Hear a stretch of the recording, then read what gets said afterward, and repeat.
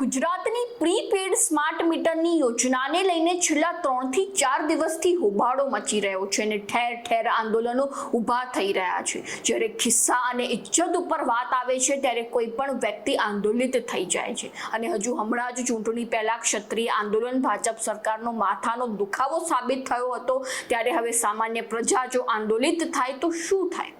નમસ્કાર, ગુજરાત જો ટીવીની સાથે હું છું મેક્ષુ ઠાકર।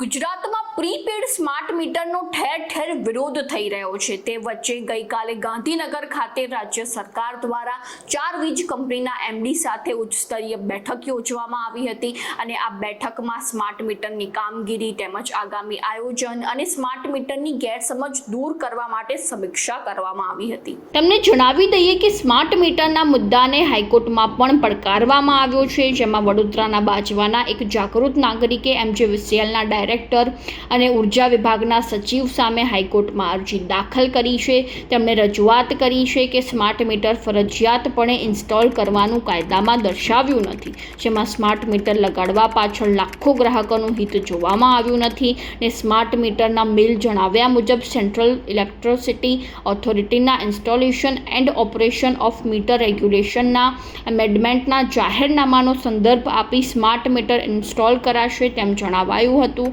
જેમાં દેશની પાર્લામેન્ટમાં ફેબ્રુઆરી 2019થી ફેબ્રુઆરી 2024 સુધીમાં સેન્ટ્રલ ઇલેક્ટ્રિસિટી ઓથોરિટીના 2006ના installation and operation of meter રેગ્યુલેશનના સુધારા બિલને મંજૂરી મળી નથી। તો બીજી બાજુ રાજ્ય સરકારે સ્માર્ટ મીટરને લઈને ઊભા થયેલા વિવાદનો અંત લાવવા માટે મહત્વપૂર્ણ નિર્ણય લીધો હતો અને હવે સ્માર્ટ વીજ મીટર સાથે જૂના મીટર પણ લગાવવામાં આવશે અને જૂનું મીટર લગાવવાનો નિર્ણય લેવામાં આવ્યો છે અને એવો નિર્ણય લેવાયો છે કે માંગણી કરનારા ગ્રાહકોને સ્માર્ટ મીટરની સાથે જૂનું મીટર પણ લગાવી આપશે।